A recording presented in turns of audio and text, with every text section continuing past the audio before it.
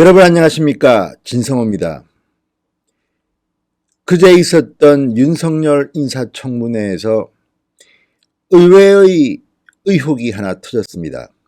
월간조선 뉴스룸이 보도한 내용입니다. 상당히 충격적이지만 합리적인 의심을 가질 만한 그런 내용입니다. 윤석열 검찰총장 후보자가 인사청문회에서 실토를 한 게 하나 있습니다.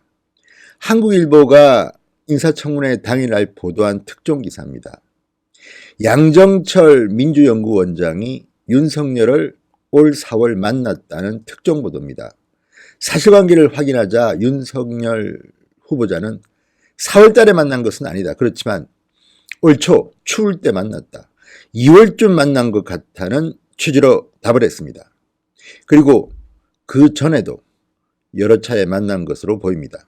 진성호의 직설, 오늘은 이 윤석열 후보자와 양정철 간의 커넥션 의혹을 한번 파헤쳐 보겠습니다.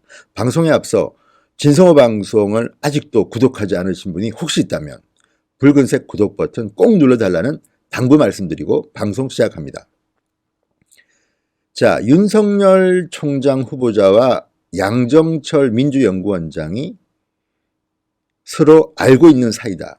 여기서 우리가 한 가지 의심을 할 게 있습니다. 바로 월간조선이 얼마 전 보도한 박근혜 부관 참시에 관한 기사입니다. 박근혜 대통령과 최순실이 나눈 대화, 정호성 녹음 파일입니다. 자, 이것이 당시 특검이 압수했는데 이 내용이 한 매체를 통해서 보도되기 시작합니다.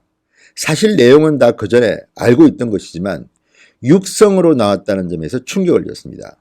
박근혜 대통령 목소리가 실제로 나오고 최순실 목소리가 나오고 정호성 비서관의 목소리가 나옵니다. 자, 이 육성 녹음 테이프를 들으면 마치 박근혜 전 대통령은 최순실의 예속된 사람 같아, 이런 해설 기사까지 첨부돼서 나옵니다. 박근혜 대통령은 정말 망신 당할 만큼 당했지 않습니까? 그런데 다시 새삼 이 내용을 육성 녹음 파일을 통해서 공개하는 의도가 뭐겠습니까? 월간조선은 지난 호에서 그 의도는 지금 여권이 추진하는 총선 전략의 하나로 분석하고 있습니다. 물론 이것은 어디까지나 월간조선의 추측입니다. 사실로 판명된 것은 아닙니다. 그렇지만 여권의 전략 중 하나가 박근혜를 전면에 내세운다는 겁니다. 그런데 문제는 정호성 녹음 파일을 누가 가지고 있습니까? 바로 윤석열입니다. 윤석열 후보자는 기억하실지 모르지만 최순실 게이트 특검의 수사팀장이었습니다. 그리고 당시 그 특검은 이제 뿔뿔이 흩어지고 해산됐지만 나머지 일은 현재의 검찰이 떠맡아서 했습니다. 그런데 그 파일을 만약 윤석열 검찰총장 후보자가 가지고 있었다면 누가 흘릴 수가 있겠습니까? 아마도 양정철이 아닌가. 이런 내용을 월간조선 뉴스룸이 보도했습니다. 상당히 충격적입니다. 합리적인 의심이라고 월간조선 뉴스룸은 말합니다. 합리적인 의심이 들 수 있습니다. 월간조선 뉴스룸의 제목은 정호성 녹음 파일, 윤석열에서 양정철로, 양정철에서 언론으로 과정 거쳐 공개됐나, 이런 제목의 기사입니다. 자, 윤 후보자의 답변으로 합리적인 의심이 가능하게 되었다. 사실이라면 공무상 비밀 누설 논란에 휩싸일 것이다. 이렇게 헤드라인을 뽑았습니다. 대단히 조심스러운 내용입니다. 이 추측은 사실이 아닐 확률도 높습니다. 그렇지만 합리적인 의심은 듭니다. 왜냐하면 자, 이 정호성 녹음 파일을 만약에 검찰에 있는 누군가가 언론에 흘렸으니까 보도가 됐겠죠. 그런데 책임 있는 자리에서 이 정호성 녹음 파일을 흘릴 수 있는 사람이 누구겠습니까? 수사팀장이었던 윤석열 서울중앙지검장입니다. 현재. 말고 또 누가 있을까요? 만약에 윤석열 총장 후보자 말고 누군가가 이 녹음 파일을 흘릴 수 있다면 지금 검찰은 대단히 잘못된 조직입니다. 아무리 그렇지만 이런 증거물을 언론에 함부로 흘린다? 공무상 비밀 누설죄입니다. 그런데 책임 있는 사람, 가장 책임이 있는 사람은 사실은 윤석열 서울중앙지검장입니다. 그래서 아마도 월간조선 뉴스룸은 이런 합리적 의심이 든다고 표현한 것이겠죠. 그리고 당시 월간조선 보도는 검찰이 또는 특검이 이 정호성 녹음 파일을 가지고 있다가 여권의 실세에게 넘긴다. 그 여권의 실세가 타이밍을 봐서 언론에 흘린다. 뭐 이런 시나리오입니다. 물론 이것은 어디까지나 추측입니다. 합리적인 의심이지 사실로 밝혀진 게 아닙니다. 그렇기 때문에 그대로 믿으셔도 안 됩니다. 그러나 가능성은 존재하는 겁니다. 윤석열 후보자 말고 누가 감히 정호성 녹음 파일을 외부로 흘릴 수가 있겠습니까? 그 가능성은 대단히 적습니다. 물론 다른 사람의 소행일 수도 있습니다. 그렇다면 검찰은, 대한민국 검찰은 대단히 무능하고 체계도 없고 아주 무질서한 조직이라는 비판을 면치 못할 겁니다. 저는 이 정호성 녹음 파일이 흘러서 언론에 보도되는데 왜 야당들이 수사라는 말 안 하는지 모르겠습니다. 물론 했는지도 모르겠습니다만 이해가 잘 되지 않습니다. 이게 흘러나왔다면 뻔한 것 아닙니까? 통로는 제한되어 있습니다. 물론 국민의 알 권리, 언론 표현의 자유가 있기 때문에 쉽사리 결정할 수 있는 사항은 아니지만 그래도 너무하지 않습니까? 부관 참시하는 거 아닙니까? 이거 진짜. 전직 대통령 중에는 가장 오랫동안 지금 구치소 생활을 하고 있습니다. 그런데 또 명예를 짓밟는 이런 짓을 검찰에 있는 누군가가 했다면 이것은 범죄입니다. 윤석열 후보자는 인사청문회에서 양정철 민주연구원장과 2015년부터 올해 2월까지 최소 3차례 만났다고 월간조선 뉴스룸은 보도합니다. 2015년 말 대구 고검 근무 시절에 가까운 선배와의 식사 장소에 나갔더니 그분이 나와 있더라. 양정철이 나와 있더라. 당시 양정철 원장으로부터 출마 요청을 받고 정치에 소질이 없고 정치할 생각도 없다고 얘기했다고 말했습니다. 윤 후보자에 따르면 양정철은 이듬해인 2016년에도 전화통화로 총선 출마라고 요청했지만 윤 후보자는 당시 공직 사퇴 기한이었는데 야인이던 양정철은 몇 차례 전화로 간곡히 출마를 요청했지만 거절했다고 말했습니다. 그해 윤석열은 최순실 국정농단 특검의 수사팀장이 됩니다. 자, 그리고 두 사람의 만남은 서울중앙지검장에 윤석열이 임명된 이후에도 계속됩니다.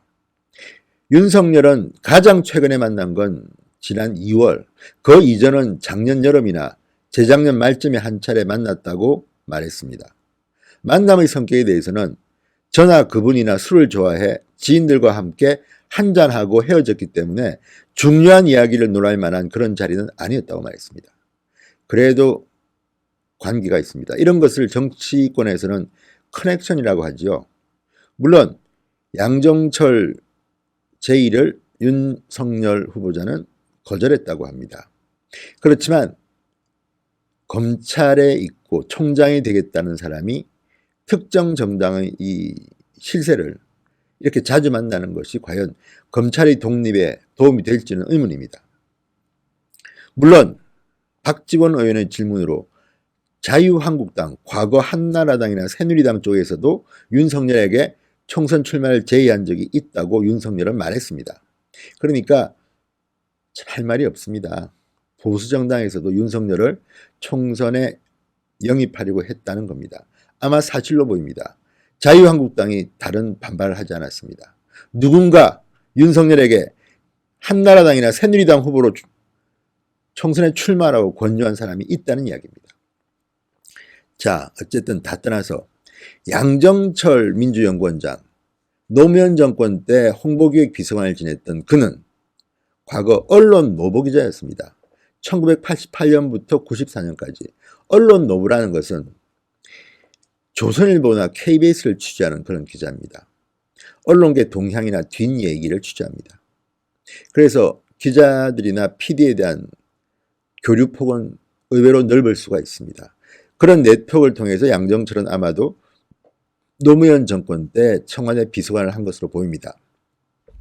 자, 정호성 녹음 파일은 약 90분 분량입니다. 박근혜 전 대통령, 최순실, 정호성으로 추정되는 인물들이 대화를 나누는 상황을 담고 있습니다.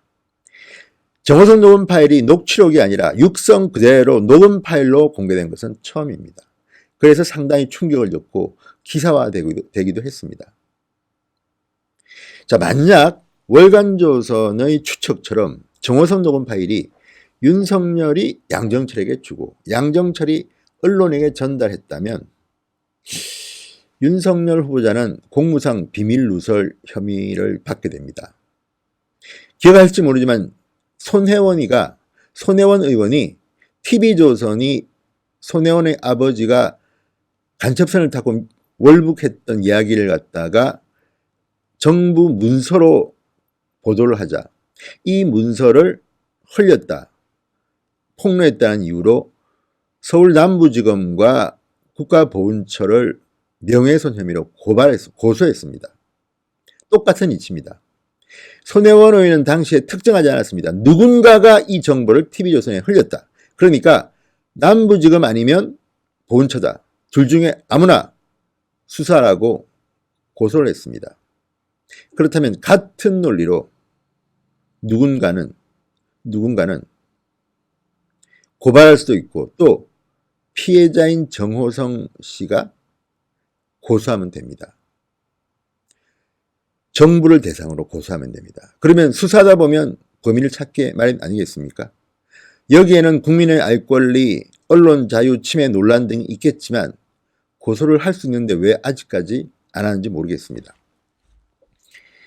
어쨌든 문제는 심각합니다. 누가 봐도 가장 유력한 기밀 누설 혐의자는 윤석열일 가능성이 대단히 높습니다. 특검의 수사 책임자, 수사팀장이었기 때문입니다. 그리고 정호성 녹음 파일이 어디에 보관되어 있었는지, 누가 관리하는지 수사해보면 다 나오지 않겠습니까? 아무튼 충격입니다. 박근혜 전 대통령과 최순실, 정호성 전 비서관의 육성이 담긴 녹음 파일이 만약 월간조선 뉴스룸의 보도처럼 윤석열, 양정철 언론으로 흘러갔다면 이거는 정말 법적으로나 도덕적으로나 문제가 심각합니다. 이거 한번 제대로 다뤄야 할 것 같다는 생각이 듭니다. 진성호의 직설이었습니다. 여러분 감사합니다.